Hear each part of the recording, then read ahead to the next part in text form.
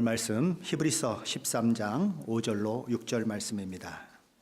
신약성경 369페이지 히브리서 13장 5절로 6절 말씀 같이 함께 봉독하겠습니다. 돈을 사랑하지 말고 있는 바를 족한 줄로 알라.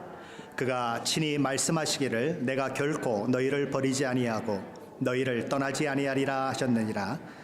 그러므로 우리가 담대히 말하되 주는 나를 돕는 이시니 내가 무서워하지 아니하겠노라. 사람이 내게 어찌하리요 하노라. 아멘. 히브리서 저자는 히브리서 13장 1절에서 형제를 사랑하라고 말했습니다. 그리고 2절에서는 손님 대접하기를 잊지 말라라고 말합니다. 여기 손님 대접하라고 하는 이 말은 헬라어로 필로넥시아라고 하는데, 이 말은 나그네를 사랑하라, 나그네를 환대하라 라고도 번역이 가능한 그런 문장입니다.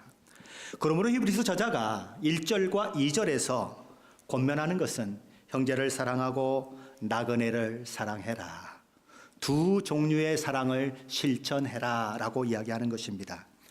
그렇게 이야기했던 히브리서 저자는 오늘 5절에 와서는 그것과는 정반대의 이야기를 하고 있습니다. 무엇이죠? 돈을 사랑하지 말아라. 아까는 사랑해라, 사랑해라 얘기했지만 지금은 사랑하지 말아라 라고 얘기하는 것입니다. 우리 5절 다시 한번 같이 봅니다. 돈을 사랑하지 말고 있는 바를 족한 줄로 알아. 그가 친히 말씀하시기를 내가 결코 너희를 버리지 아니하고 너희를 떠나지 아니하리라 하셨느니라. 히브리서 저자는 형제를 사랑하고 나그네를 사랑해야 하지만 그와는 달리 돈을 사랑해서는 안 된다고 말을 합니다. 돈을 사랑하게 되면, 돈을 정말 사랑하게 되면 친구를, 형제를 사랑할 수도 없고 또 나그네를 대접하거나 나그네를 사랑하는 것도 불가능하기 때문인 것입니다. 자, 그렇다면 돈을 사랑하지 말라고 하는 것의 의미가 무엇일까요? 우리는 이 질문에 답하기 전에 돈이 무엇인가 하는 것을 살펴볼 필요가 있습니다. 돈은 하나님이 아닌 인간으로부터 얻을 수 있는 모든 것들을 대표하는 것입니다. 상징성을 가지고 있다는 거죠. 그래서 돈을 사랑하는 마음은 인간의 모든 자원들이 제공해 줄 수 있는 것에 소망을 두는 것입니다. 그 기쁨을 추구하는 거예요. 그 믿음의 근거를 그런 것들에 두는 것입니다. 자, 그렇게 되면 하나님께서 우리의 필요를 채워주고 우리를 행복하게 해주신다는 그 믿음 대신에 우리는 무엇을 의지하게 되느냐 하면 돈을 의지하게 되는 것입니다. 돈이 우리의 필요를 채워주고 돈이 우리의 행복을 보장해주고 돈이 전부다라고 하는 그 믿음이 우리 가운데 있게 된다는 것이죠. 그러니 돈을 사랑하지 말아라 라고 이야기하는 것입니다. 하나님이 우리의 기쁨이 되지 않으면 돈으로 대표되는 세상 것이 우리의 소원이고 우리의 자랑이고 우리의 기쁨이 되게 되는 것입니다. 그렇게 되면 하나님보다 세상 것이 우리의 마음을 사로잡게 되고 결국은 하나님보다 그것을 더 사랑하게 됨으로 인하여 우상 숭배에 빠지는 그런 일들이 일어나게 되는 것이지요. 그래서 돈을 사랑하지 말아라 라고 얘기하는 것입니다. 자, 그런데 돈은 인간의 삶에 있어서 너무나 필요한 것이에요. 먹을거리를 사는 일에도 필요하고요, 거처할 집을 렌트하거나 또는 집을 장만하는 일에도 필요합니다. 아이들을 교육시키는 데도 필요하고 아플 때 병원에 가는데 치료비가 있어야만 해요. 아주 기본적인 우리 삶에 돈은 너무나 필요한 것입니다. 조금 더 나아가서 여행을 하려고 해도, 취미생활을 하려고 해도 돈이 없으면 아무것도 할 수가 없는 거예요. 자, 그렇게 우리 생활에 필요한 것이 돈인데 그 돈이라고 하는 것이 적절히 관리되지 않으면 우리 삶에 도움이 되기는커녕 오히려 엄청난 폐해를 줄 수 있다. 이것이 성경의 경고인 거예요. 돈이 가진 역기능인 것입니다. 가지고자 하는 지나친 열망이 우리 가운데 있게 되면 그것은 인간을 파괴하는 가장 무서운 무기가 된다는 것이지요. 가지고자 하는 지나친 열망이, 다른 말로 탐욕이 내 안에 있게 되면 내가 어떤 것을 가지려고 생각하고 그것을 갈망하고 또 그것을 취하려고 하는 그 마음 때문에 내 이웃이 손해를 보거나 말거나 상관하지 않게 되고, 우리는 돈을 가지고 다른 사람을 돕는 데 쓰는 것이 아니라 다른 사람들을 어렵게 만들고 다른 사람들을 착취하고 다른 사람들 것을 빼앗고 다른 사람들이 빚더미 속으로 그렇게 집어넣는 그런 일들을 하게 된다는 거지요. 심지어는 다른 사람을 죽이는 이 일들까지도 돈 때문에 일어나지 않습니까? 지난주에 어떤 분하고 대화를 나누다가 이런 얘기를 나눈 적이 있어요. 이 시마다 합법적인 그런 도박을 허락하지 않습니까? 도박. 왜 도박을 허락합니까? 도박의 그 폐해를 몰라서 도박을 허락할까요? 도박이 얼마나 사람들의 그 삶을 피폐하게 만드는지를 몰라서 도박을 허락할까요? 다 알아요. 그런데도 곳곳에 도박장을 만들어 놓고 합법적인 도박장을 만들어 놓고 돈을 벌겠다고 하는 사람들이 누굽니까? 시의 관계자들이고 시의회 사람들이에요. 돈이 최우선에 있어요. 사람의 영혼이 파괴되고 사람의 가정이 파괴되고 한 영혼이 어렵게 되는 것에는 관심이 없어요. 돈만 벌면 되는 거예요. 돈을 사랑하는 모습인 것입니다. 그러므로 돈에 있어서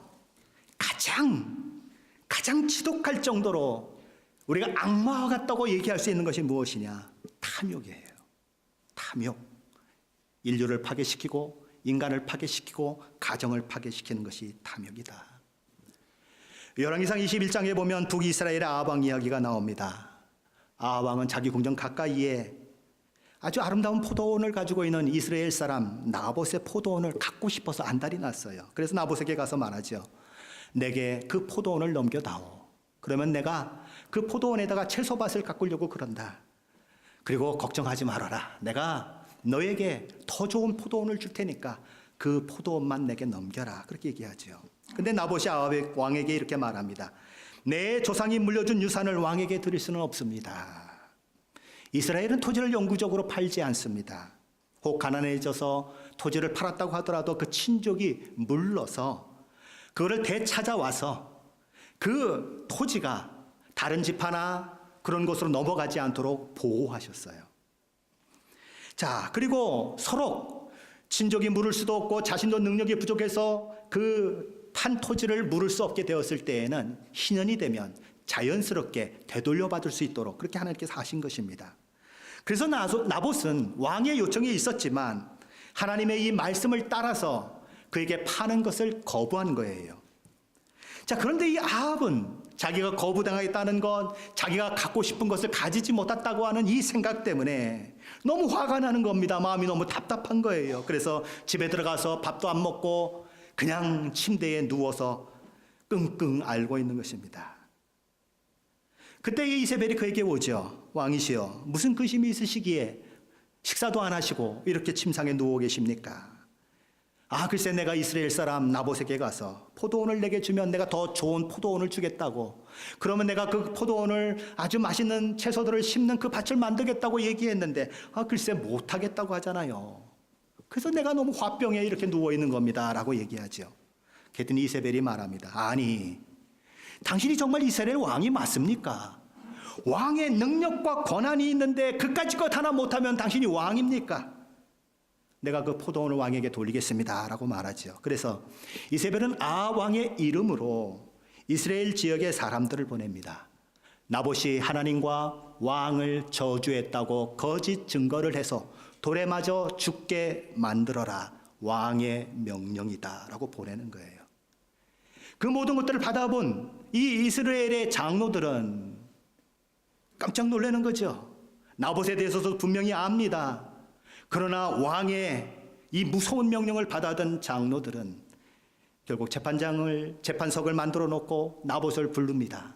그리고 나봇을 정죄하는 사람들이 나봇이 왕을 저주했고 하나님을 저주했다고 하니까 야, 하나님을 저주한 자는 돌에 맞아 죽어야 마땅하다. 그래서 그냥 돌로 쳐서 나봇을 죽여버리는 그 일들이 일어나지요. 자, 그 일들이 있은 후에 이세벨은 아합 왕에게 얘기를 합니다. 이제 당신이 취해도 됩니다. 그래서 신나게 이 아합 왕은 그 땅을 취하는 거죠. 자신 속에 있는 그 탐욕, 탐심을 다스리지 못함으로 인해서 그는 결국 나봇의 포도원을 빼앗고 그 일로 말미암아 그도 망하고 이세벨도 망하게 되는 거지요. 열왕기하 5장에 보면 엘리사의 종 게하시가 문둥병에 걸린 이유가 무엇입니까? 그도 탐심 때문에 문둥병에 걸려요. 엘리사가 이 나아만을 치료했어요.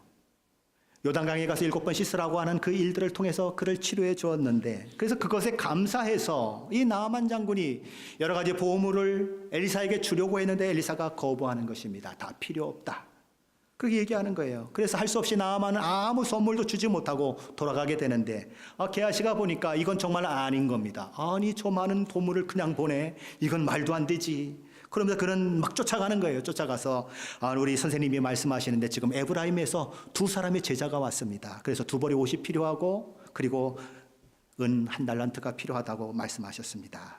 그렇게 거짓말을 합니다. 그렇지 않아도 나아만이 자기가 문둥병에서 나음 얻은 것이 너무 기뻐서 선물을 드리려고 했는데도 못 드리고 온 것이 그 마음이 아팠었는데, 이렇게 얘기하니까 얼마나 좋습니까? 그래서 옷 2벌을 주고 은 1달란트가 아니라 은 2달란트를 그의 몸에 짊어지고 가게 하는 거지요. 은 2달란트는 은 9,000돈에 해당됩니다. 어마어마한 양이에요. 게하시는 그것을 숨겨놓습니다. 그리고는 엘리사 앞에 나타나고는 아무 일도 없는 것처럼 시치미를 뚝 떼고 있지요. 근데 이 엘리사가 이 모든 것들을 다 알고 있어요. 너 어디 갔다 왔냐? 아무 데도 안 갔는데요. 그러지요. 거짓말을 합니다. 발뺌을 해요. 그래서 그는 어떻게 됩니까? 그와 그의 자손들이 문둥병에 걸려서 어려움을 겪죠. 무엇 때문에 그랬다고요? 탐심 때문에 그랬습니다. 여호수아 7장에 보면 아간에 대한 얘기가 나와요. 아간은 하나님의 저주를 받아서 이스라엘 백성들에게 돌에 맞아 죽은 사람이지요. 그는 왜 그랬을까요? 하나님께서 여리고성을 취할 때에 아무것도 취하지 말라고 했습니다. 은금과 동철 기구들은 하나님께 돌리고 개인적으로는 아무것도 취하지 말아라. 자, 그런데 그는 전쟁을 하다 보니까 자기 눈에 들어오는 것들이 있습니다. 신할산 아름다운 외투가 눈에 들어왔어요. 은 200세겔, 오늘날로 말하면 600돈의 그 은이 눈에 들어왔어요. 금 50세겔, 오늘날로 말하면 150돈의 금이 그의 눈에 들어왔어요. 그래서 그것을 장막에 몰래 감추었습니다. 아무도 몰랐죠. 그런데 여호수아와 그 백성들이 전쟁을 하게 되는데, 아이성과 전쟁을 하게 되는데 패해요. 그래서 하루 종일 금식하며 하나님 앞에 울부짖습니다. 하나님, 이제 겨우 2번째 싸움을 하는데 여기서 패하면 우리가 어떻게 가나안을 정복할 수가 있겠습니까? 하나님이 그러시죠. 너희 중에 있는 죄 때문에 그렇다. 그래서 제비를 뽑아요. 그래서 누가 뽑히죠? 아간이 뽑히죠. 그래서 그는 죽임을 당하는 그 일들이 일어나는데 왜 그랬습니까? 탐심 때문이에요. 자, 성경 말씀에 이렇게 탐심에 의해서 망한 수없는 사람들의 그 일들이 기록되고 있어요. 그것뿐만 아니라 성경 자체에서 탐심을 경고하는 말씀들이 너무너무 많아요. 십계명에 있는 10번째 계명은 이렇게 되어 있습니다. 내 이웃의 집을 탐내지 말라. 내 이웃의 아내나 그의 남종이나 그의 여종이나 그의 소나 그의 낙이나 무릇 내 이웃의 소유를 탐내지 말라. 예수님은 또한 누가복음 12장 15절에서 삼가 모든 탐심을 물리치라. 사람의 생명이 그 소유에 넉넉한 데 있지 않다고 그렇게 말씀하셨습니다. 사도 바울은 고린도전서 6장 10절에서 도적이나 탐욕을 부리는 자나 술 취하는 자나 모욕하는 자나 속여 빼앗는 자들은 하나님의 나라를 유업으로 받지 못하리라 라고 말합니다. 도적, 탐욕, 속여 빼앗는 것 다 어디서 비롯됩니까? 탐심에서 비롯돼요. 그런데 그런 자들이 어디에 들어가지 못한다고요? 하나님 나라에 들어가지 못한다고 얘기하고 있습니다. 디모데전서 6장 10절은 돈을 사랑함이 일만 악의 뿌리가 된다고 말씀합니다.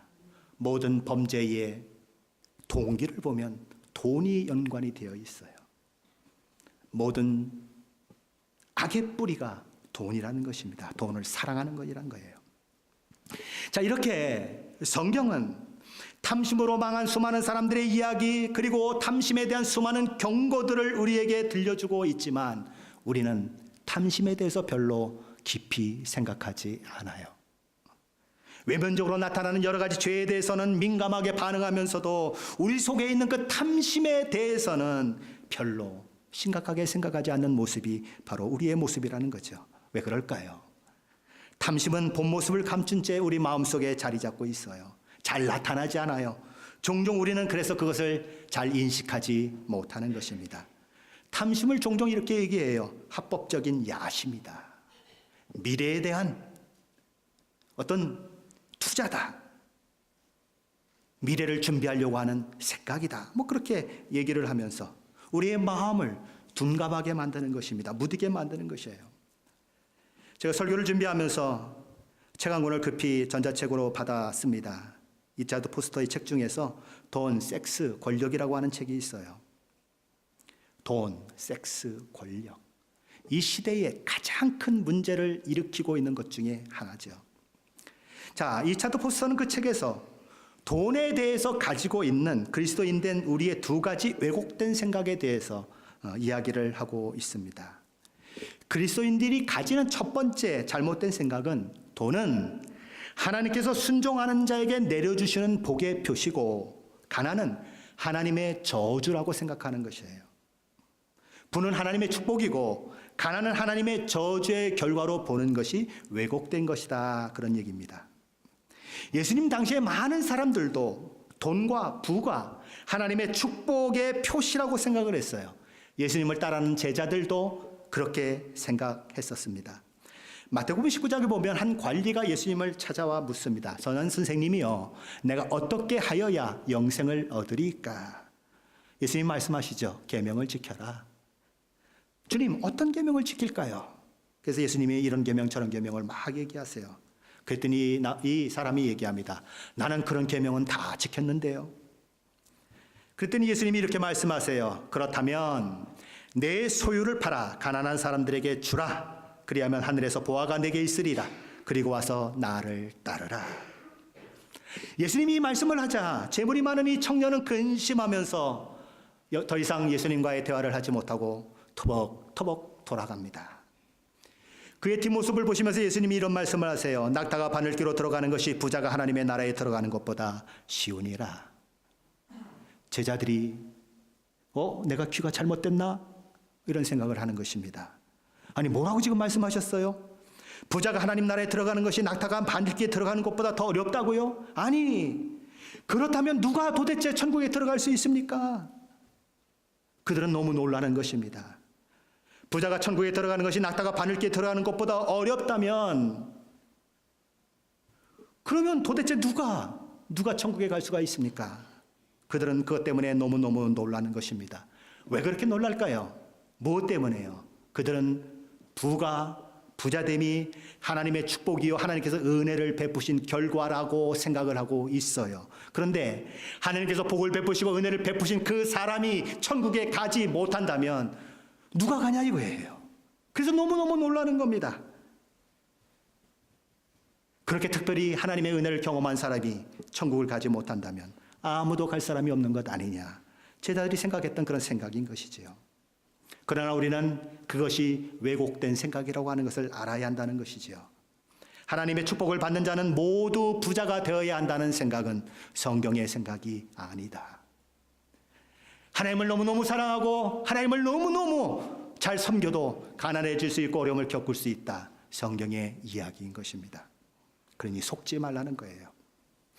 리차드 포스터가 말하는 그리스도인들이 가지는 두 번째 잘못된 생각은 돈은 전적으로 중립적이고 비인격적인 것으로 생각함으로써 돈을 단순히 교환의 매개처로만 생각하는 그것이 잘못된 생각이다 라고 얘기합니다.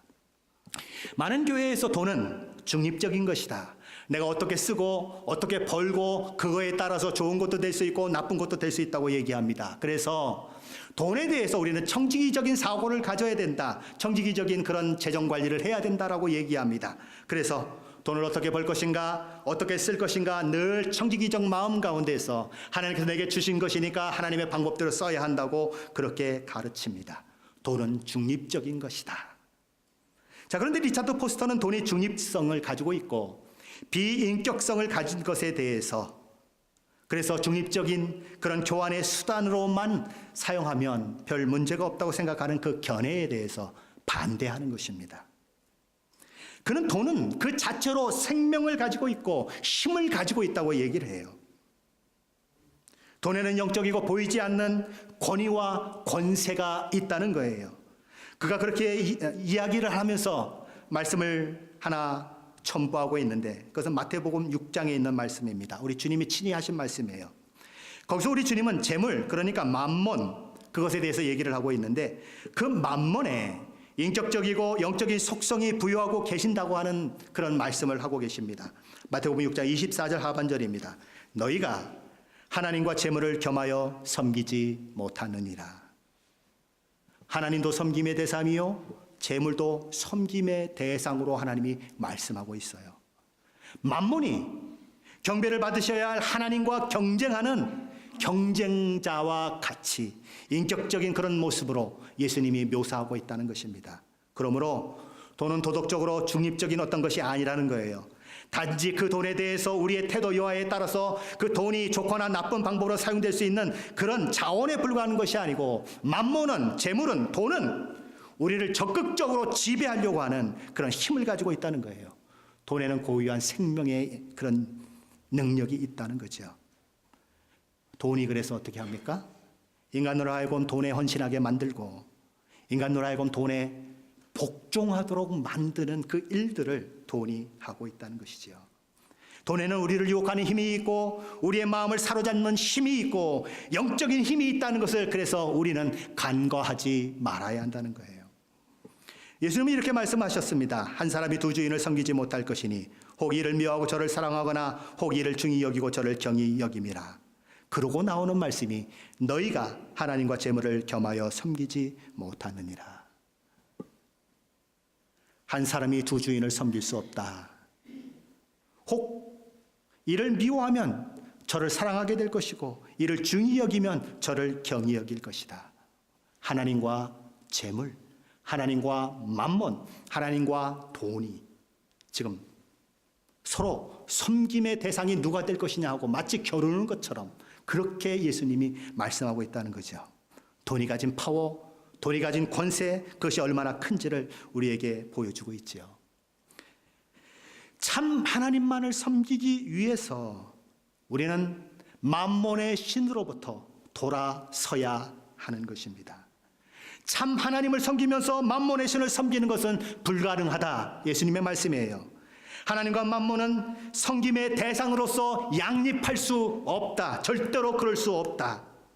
하나님을 섬기려면 만몬신을 섬기지 말아야 하고 하나님을 사랑하려면 만몬신을 사랑하지 말아야 한다. 그 얘기를 하는 것입니다. 누가복음 19장에 보면 삭개오가 나와요. 그는 만몬신을 섬겼던 사람이에요. 그런데 그가 예수님을 집으로 영접하고 그리고 그의 마음 가운데 변화가 일어나면서 돈이 전부일 줄 알았던 그의 심경에 큰 변화가 일어납니다. 그래서 그는 이렇게 예수님께 고백해요. 주여 보시옵소서. 내 소유의 절반을 가난한 자들에게 주겠사오며 만일 누구의 것을 빼앗은 일이 있으면 내 갑절이나 갚겠나이다. 세리예요. 화가 낸 강도라고 불리는 시대입니다. 자기네 재산의 반을 떼어주고 자기가 떼먹고 취한 것을 4배로 갚아주고 나면 알거지가 돼야 될지도 몰라요. 그런데 그렇게 만몬의 신을 섬겼던 그가 예수를 만나고 나자 하나님을 섬기겠다고 결정하고 나자 그는 하나님만을 사랑하는 사람이 되고 만몬을 내치는 사람이 되었다는 거예요. 그래서 그의 모든 이 고백을 들은 예수님은 그에게 이렇게 말씀하시는 것입니다. 오늘 구원이 이 집에 이르렀으니 이 사람도 아브라함의 자손이미로다. 재물을 포기하고 만몬을 포기하고 하나님을 선택한 그것이 하나님만을 섬기겠다고 하는 그것이 바로 구원이 이 가정 가운데 임했다. 그것으로 예수님이 선언하고 계신 것입니다. 예수님은 누가복음 14장 33절에서 너희 중에 누구든지 자기의 모든 소유를 버리지 아니하면 능히 내 제자가 되지 못하리라고 말씀하셨습니다. 무슨 이야기예요? 만몬신을 거부하는 일이야말로 예수님의 제자가 되기 위한 전제 조건이다. 이 얘기를 하는 것입니다. 돈은 우리의 충성을 얻으려고 애쓰는 신과 같은 존재예요. 돈을 그렇게 쉽게 보아서는 안 되는 것입니다. 그래서 오늘 히브리서 저자는 이렇게 얘기하는 거예요. 돈을 사랑하지 말고 있는 바를 족한 줄로 알아라. 있는 바를 족한 줄로 알라고 하는 이 말은 생업을 태만히 여기거나 게을리하라는 뜻이 아니에요. 나는 맨날 이렇게 가난하게 살기로 아주 작정이 되어 있는가 보다라고 그렇게 주저앉고 그냥 운명적으로 받아들이라는 얘기가 아니에요. 그러면요, 주께서 내 몫으로 떼어주신 이 분깃이 하나님의 은혜고 하나님의 사랑의 결과인 줄 알고 늘 기쁨과 감사로 받는 마음을 가지라는 거예요. 이 본문은 비정상적인 방법으로 부를 소유하려고 욕심을 부리며 탐하는 것과는 정반대의 이야기를 하는 것입니다. 부신앙적으로 늘 걱정하고 염려하는 것과는 또한 반대의 이야기를 하는 거예요. 우리의 현재 몫에 대해서 불만을 느끼면서 나는 왜 이것밖에 없어요 라고 불평하면서 미래의 하나님의 보호와 하나님의 인도하심이 지속될 것이라고 하는 믿음을 포기하고 하나님, 나는 하나님을 믿을 수 없어요. 그래서 나는 수많은 돈을 모을 거예요 라고 이야기하는 것과 반대되는 말씀인 것입니다. 우리 주님은 우리의 삶에 대해서 염려하지 말라고 말씀하세요. 그러므로 염려하여 이르기를 무엇을 먹을까 무엇을 마실까 무엇을 입을까 하지 말라. 이는 다 이방인들이 구하는 것이라. 너희 하늘 아버지께서 이 모든 것이 너희에게 있어야 할 줄을 아시느니라. 우리 주님이 이 말씀을 하시기 전에 무슨 말씀을 하셨을까요? 심지도 않고 거두지도 않는 참새가 늘 먹을 것이 풍성하게 하신 하나님을 기억하라고 말합니다. 수고도 아니하고 옷을 만들려고 수고도 하지 않았던 들의 백합화가 솔로몬의 영광보다도 더 아름다운 모습을 가지고 있는 그것을 누가 했는지를 보라고 말씀하십니다. 이런 것들도 먹이고 이런 것들도 입히시거늘 하물며 너희 하나님께서 너희를 입히고 먹이지 않겠느냐. 그러므로 염려하지 말아라. 하나님의 이런 말씀이 있음에도 불구하고 너희가 염려한다면, 걱정하고 근심한다면 그것은 이방인과 똑같은 것이다. 하나님을 믿지 않는 저 이방인들, 그 세상 사람과 똑같은 생각을 내가 하고 있다는 증명일 뿐이다라고 우리 주님은 말씀하시는 거예요. 너희 하늘 아버지께서 이 모든 것이 너희에게 있어야 할 줄을 아시느니라. 정말 그렇게 믿으십니까? 우리의 현재와 우리의 장래가 어떻게 해야 가장 좋을지를 우리 하나님이 나보다 더 잘 알고 계신다는 거예요. 그럼에도 불구하고 우리는 마치 하나님보다 내가 내 사정, 내 모든 것을 잘 아는 것처럼 하나님 아니잖아요. 그러면서 염려하고 근심하고 걱정한다면 그것은 어떤 모습이냐? 불신앙의 모습이요, 이방인의 모습이요, 믿지 않는 자의 모습이다 라고 우리에게 말씀하는 것입니다. 오늘 히브리서 저자는 탐욕을 버리고 자족할 수 있는 이유를 이렇게 제시하고 있습니다. 5절 하반절에 보면 그가 친히 말씀하시기를 내가 과연 너희를 버리지 아니하고 너희를 떠나지 아니하리라 하셨느니라. 하나님의 약속이에요. 버리지 않겠다, 떠나지 아니하겠다. 하나님의 말씀이 분명히 우리에게 이렇게 주어지고 있는데 우리는 도대체 믿음이 생기지를 않아요. 하나님을 믿을 수 없어. 그래서 하나님 앞에 이렇게 얘기하죠. 하지만 하나님, 솔직히 저는 돈이 좋거든요. 그런 고백을 우리가 하고 있다는 거죠. 하나님께서는 형 에서의 그 살해 위협을 피해서 홀로 빈털터리가 되어 도망가는 야곱을 찾아오시죠. 야곱의 걱정은 무엇이겠습니까? 먹을 것, 입을 것, 그것이 자신에게 공급될 것인가? 그게 그의 근심이었어요. 걱정이었어요. 근데 그가 돌베개하고 잠을 잘 때에 하나님이 찾아오셔서 이렇게 말씀하십니다. 내가 너와 함께 있어 내가 어디로 가든지 너를 지키며 너를 이끌어 이 땅으로 돌아오게 할지라. 내가 네게 허락한 것을 다 이루기까지 너를 떠나지 아니하리라. 과연 하나님은 약속하신 대로 야곱이 결코 입을 옷과 먹을 것 때문에 어려움을 당하지 않도록 인도해 주셔요.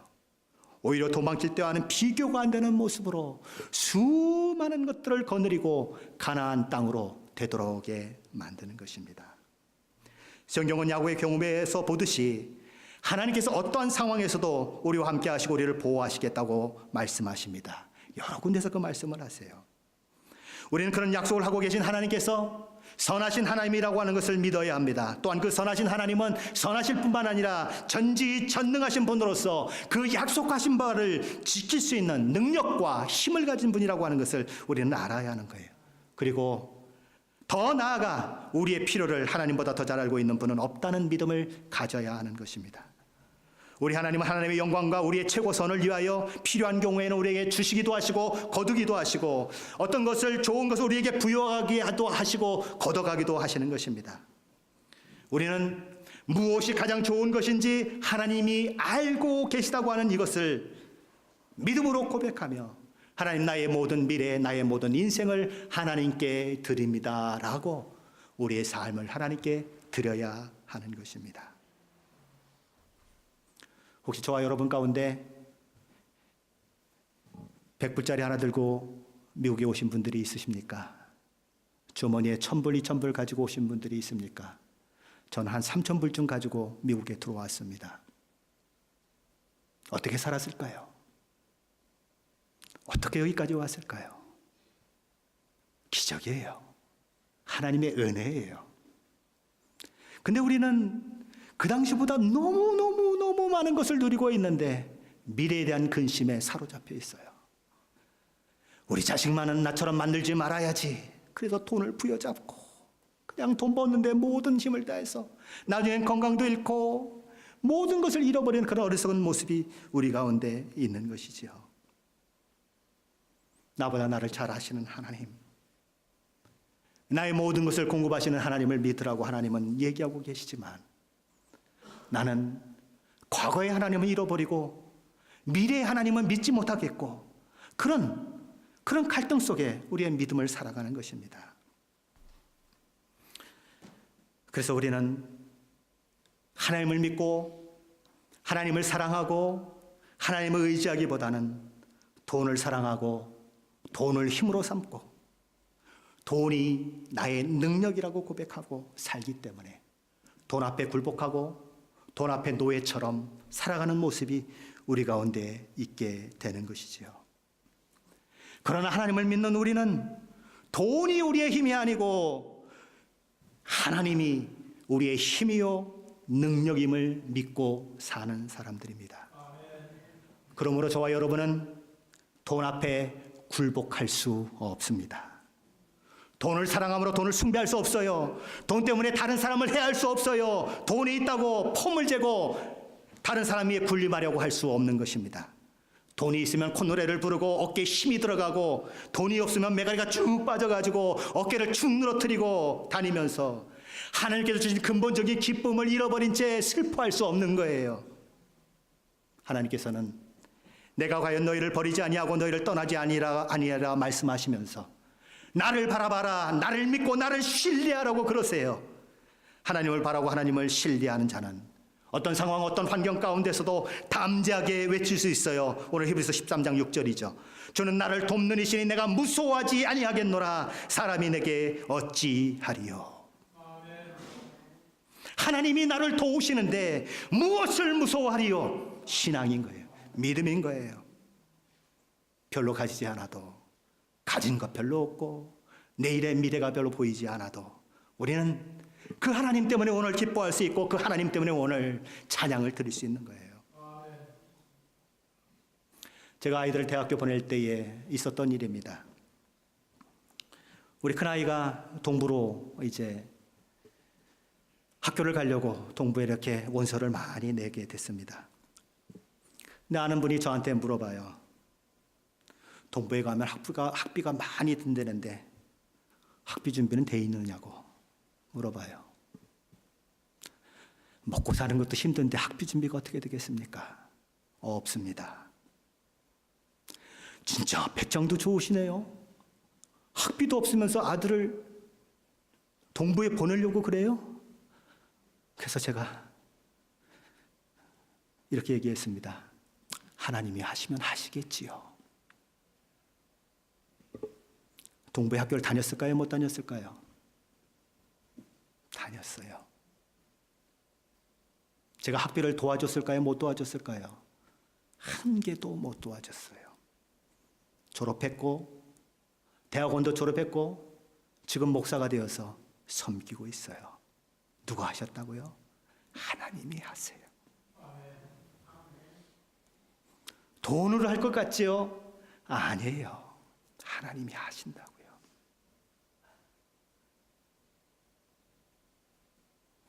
주님은 저와 여러분을 돕는 분이세요. 이 믿음의 고백을 가지고 우리는 돈을 사랑하는 탐심으로부터 벗어나야 하는 것입니다. 우리에게 만성적인 불만이 있어요. 만성적인 두려움이 있어요. 뭐예요? 돈이 없어. 돈 때문에 늘 고민하고 걱정하는 모습이 우리 가운데 있어요. 돈을 사랑하면 올무에 걸리게 되어 있어요. 그곳에서부터 우리는 벗어나야 하는 것입니다. 저와 여러분의 품위는, 저와 여러분의 지위는 무엇으로 증명이 되시나요? 어떤 것으로 저와 여러분의 품위가, 저와 여러분의 지위가 증명되기를 원하시나요? 아주 비싼 차? 아주 비싼 집? 아주 비싼 옷? 명품 가방을 들면 내 지위가, 내 품위가 높아질까요? 만일 그것 때문에 내 마음이 우쭐해지고, 그것 때문에 내 마음이 품이 있어지고, 내가 다른 사람보다 낫지, 나는 이런 차를 타고 다니는데, 그런 마음이 있다면 여러분의 마음을 들여다보세요. 내가 만몬을 사랑하고 있는 것은 아닌가? 하나님의 사람은 그런 것 때문에 업앤다운하지 않아요.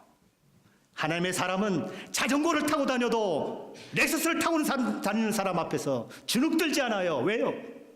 하나님이 나를 사랑하시기 때문에 그래요. 그것이 우리의 믿음이에요. 뭐가 겁이 나요? 뭐가? 그까짓 거 안 타면 어때요? 그까짓 거 안 가지면 어때요? 뭐가 문제예요? 하나님이 나를 사랑하시는데. 뭐 그것까지 뭐 죽으면 뭐 천국까지 가져가요? 이런 농담 있지 않습니까? 베드로가 금을 잔뜩 가지고 천국에 갔대요. 그랬더니 하나님 뭐라 그러세요? 야, 길바닥에 이 도로 포장한 게 금이다 그러셨대잖아요. 뭐가 더 필요했어요? 돈을 사랑하면 올무에 걸려요. 돈을 사랑하면 인간을 잊어버려요. 돈을 사랑하면 때로는 건강도 잊어버려요. 그래서 돈을 사랑하지 말라고 얘기하는 겁니다. 돈이 소중하지 않다는 얘기가 아니에요. 사랑하지 말라는 거예요. 그것 때문에 하나님의 계획과 하나님의 뜻과 이런 것들을 놓치지 말라는 거예요. 하나님보다 더 사랑해서 하나님의 뜻을 거스르지 말라는 거예요. 저 여러분이 가진 돈도 하나님이 주셨다고 생각하면 하나님의 방법대로 사용해야겠지요. 그것이 하나님을 사랑하는 자요 만몬의 신에 굴복하지 않는 자의 모습인 것입니다. 하나님은 나보다 나를 더 잘 아시는 분이에요. 제가 시애틀 임마누엘 교회에 담임 목사가 되리라고 저는 한 번도 꿈꿔본 적이 없어요. 0.00001%도 생각해 본 적이 없어요. 근데 하나님이 여기다 갖다 놓으셨어요. 하나님이 인도하신다고요. 여러분의 삶을 한번 돌아보세요. 내 생각대로 되면 내가 망했다는 생각을 들 때가 있지 않습니까? 야, 그때 내 생각대로 안 되고 하나님이 하나님의 생각대로 이끌어 가시 얼마나 감사해요. 저는 그런 게 너무너무 많아요. 교회를 섬기면서도 교회가 막 어려워졌을 때 장로로서 그거를 그냥 짊어지고 가는데 얼마나 힘들었는지 몰라요.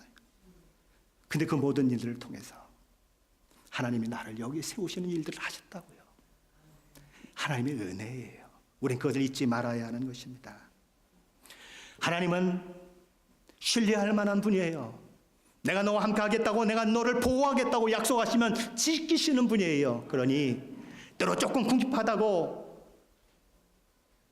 하나님을 저버리지 마세요.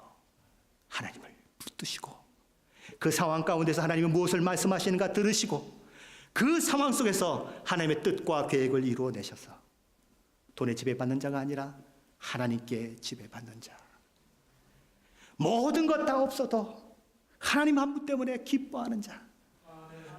우리 그런 찬양이 있잖아요. 초막이나 궁궐이나 내 주 예수 모신 것이 그 어디나 하늘나라. 저와 여러분의 고백이에요. 그 고백으로 하루를 살아내시고 내일을 살아내셔서 저와 여러분에게 주신 그 복된 은혜와 복된 사랑을 날마다 누리시는 저와 여러분이 되시기를 예수 그리스도의 이름으로 간절히 축원합니다. 기도하시겠습니다.